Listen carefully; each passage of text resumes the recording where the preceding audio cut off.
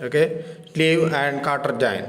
It is used to connect two rods or bar, right? In this type of joint, a sleeve or muff is used over the two rods and then two quarter are inserted in the holes provided for them in the sleeve and rods, right? The taper of quarter is usually 1 in 24, right?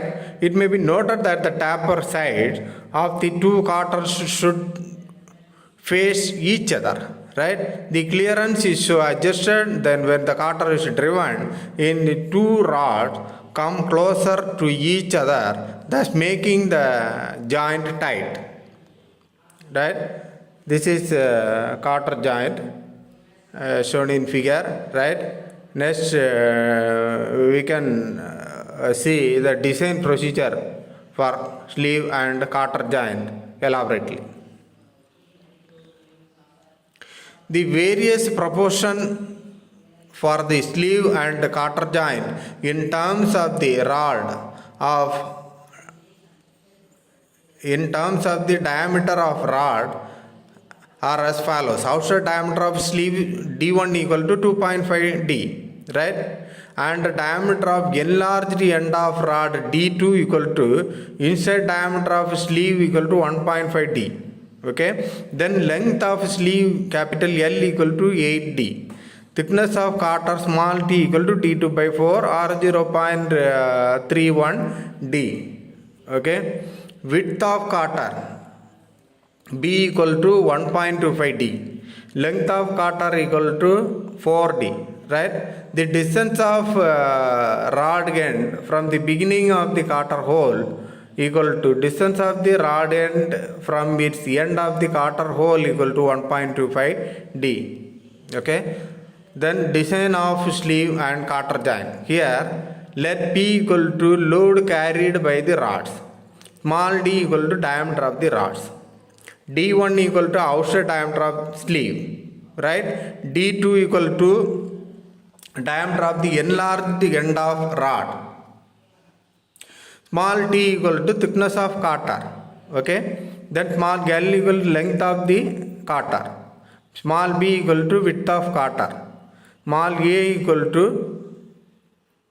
distance of the rod end from the beginning to the quarter hole, and small c equal to distance of the rod end from its end to the quarter hole, and sigma t tau and sigma c equal to permissible tensile, shear and crushing stresses respectively for the material of the rod and quarter, right?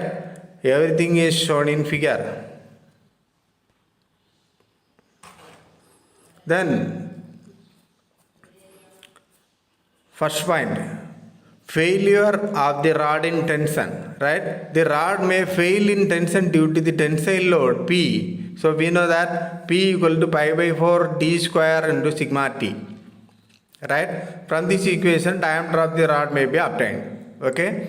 Then we want find failure of the rod in tension across the weakest section, right? So capital P equal to pi by 4 d2 square minus d2 into t into sigma t.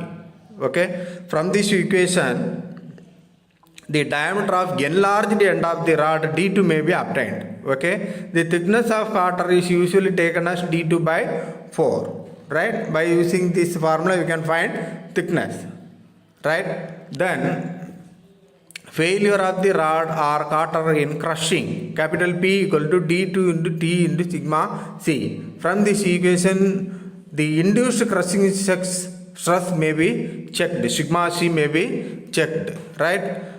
Then failure of sleeve in tension across this slot, that is suitable formula capital P equal to pi by 4 into d1 square minus d2 square minus d1 minus d2 into t into sigma t, right?